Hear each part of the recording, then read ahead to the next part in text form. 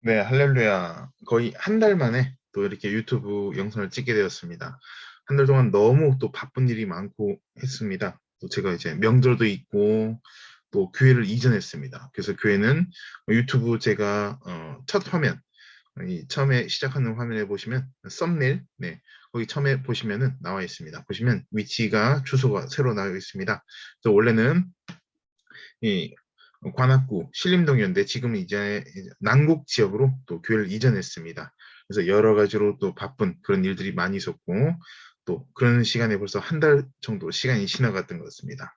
네, 그래서 오늘은 또 마이뷰 시간을 가지려고 하는데 세 번째 주제는 이 신앙 성장을 위한 방법에 대해서 짧게 한번 나눠볼까라는 생각을 해봤습니다. 우리가 신앙 성장에 대해서 많은 생각을 하게 됩니다. 사실 믿음이 없으면 신앙 성장에 대해서 고민할 필요가 없습니다. 믿음이 없으니까 나 원래 그러니까 라고 생각하는 경우가 많이 있습니다. 그러나 믿음이 있고 또 열심으로 이제 마음을 다잡고 2022년부터는 새롭게 또 큰 믿음으로 나가야 되겠다라고 생각하는 분들은 신앙 성장에 관심이 굉장히 많이 있을 수밖에 없다. 저는 이렇게 생각이 됩니다. 근데 신앙 성장을 위한 방법, 그 중에서도 또 특별한 방법을 찾는 그리고 연구하고 또 빨리 찾기 원하는 그런 분들이 있을 것이다. 저는 그렇게 생각을 해보게 됩니다.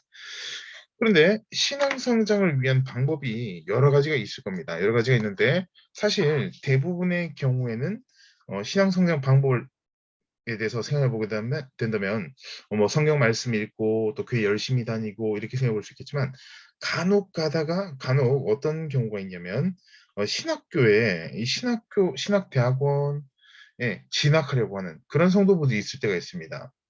그래서 신학교에 가서 또 신학 공부를 하면 신앙이 성장되지 않겠느냐, 혹은 믿음이 커지지 않겠느냐, 큰 능력을 받지 않겠느냐라고 생각하는 분들이 많이 있습니다.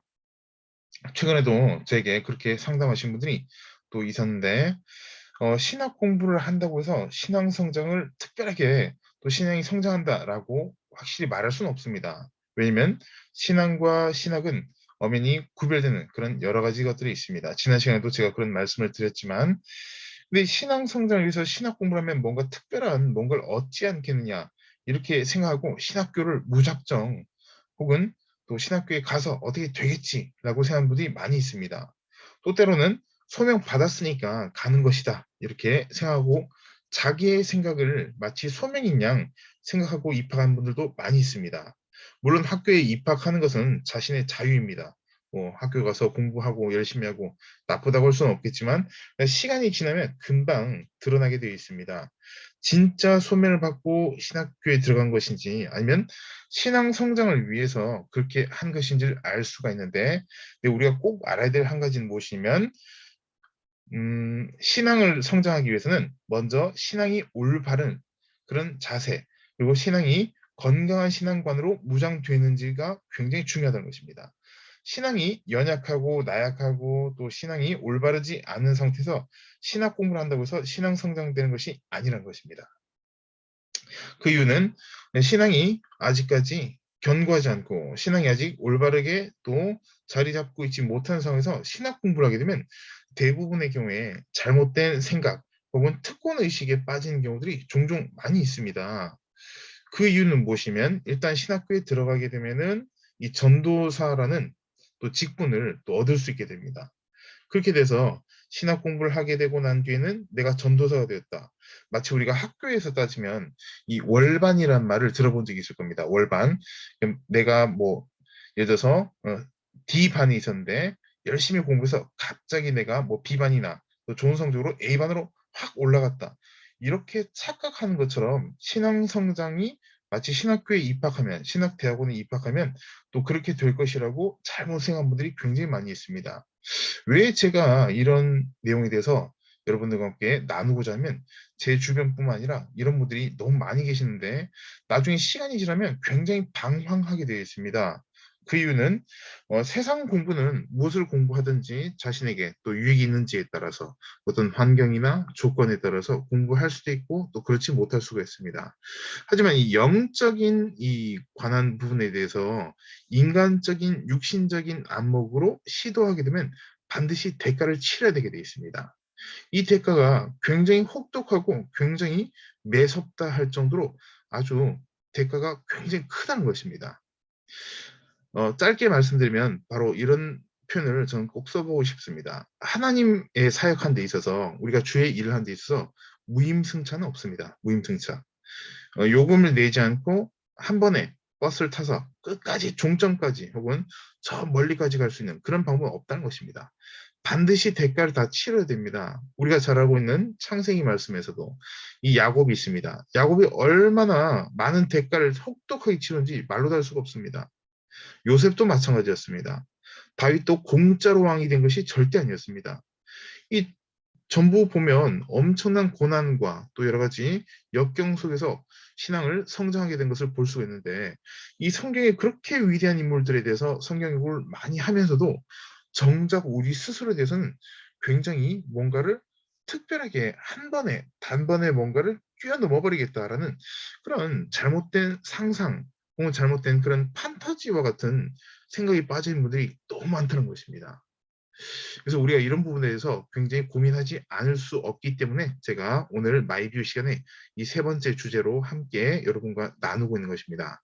조금 더 제가 간략하게 설명드려서 말씀드리면 이렇게 볼 수 있습니다. 결국 보시면 이 신앙 성장을 위한 특별한 방법이 아니라 신앙 성장을 위한 방법이 있다면 그것은 보시면 바로 말씀을 통해서 신앙을 성장할 수 있다는 것입니다.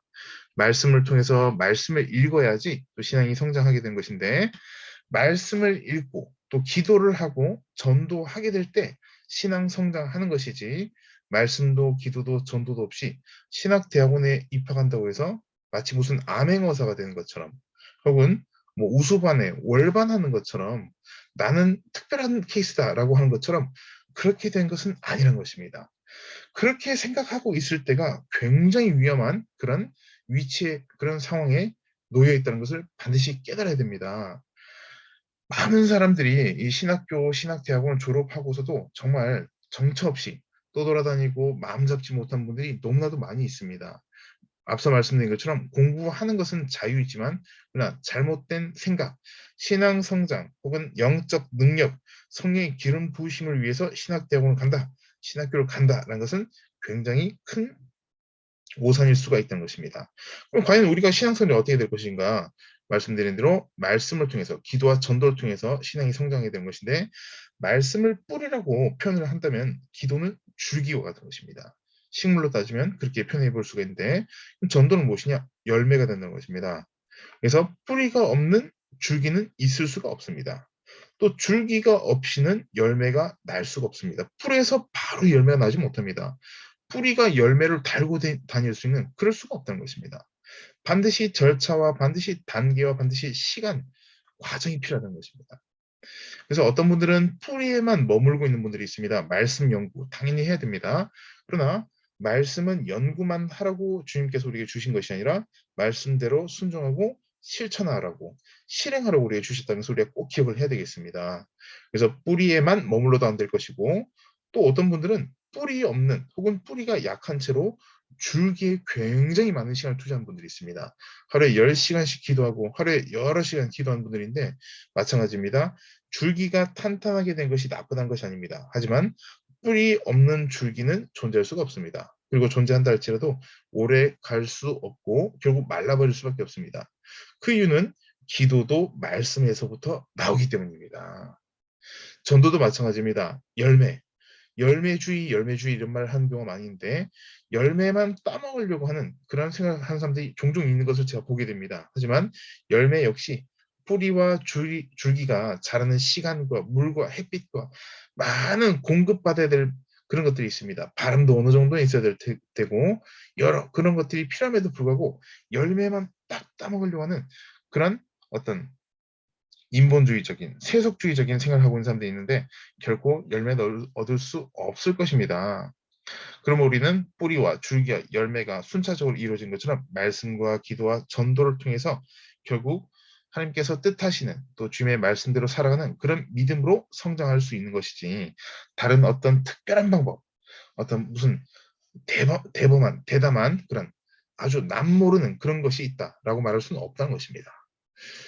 그거 다 알고 있는데 뭘 굳이 마이뷰 시간에 그렇게 하나요? 이렇게 말한 사람이 있을지 모르겠는데 그렇지 않습니다. 왜냐면 아는 것을 제가 말씀드린 것이 아니라 오늘도 이 세 가지를 실천하고 있느냐를 여러분들과 함께 나누고자 하는 것입니다. 꼭 오늘이 아닙니다.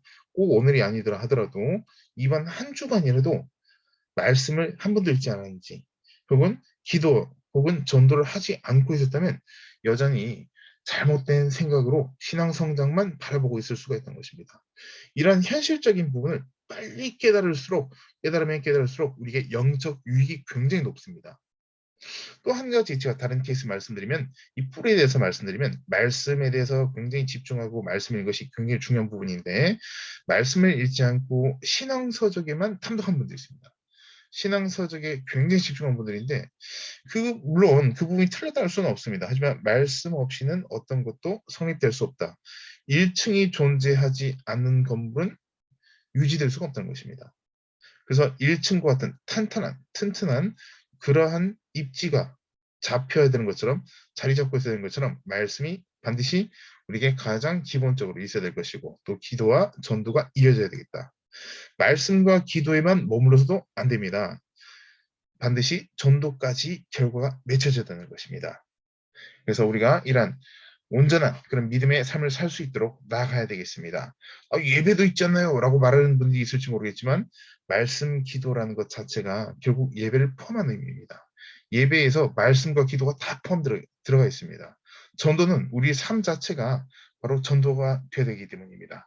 그래서 우리가 이 세 가지 꼭 잊지 말고 우리 신앙 성장을 위해서 또 얼마 있으면 2월이 또 이제 한 주간 일주일가량 조금 더 남았는데 이 마지막 이 일주일 가량 되는 시간을 잘 활용해서 말씀과 기도의 전도에 전무해서 집중해서 나가는 여러분이 되셨으면 좋겠습니다.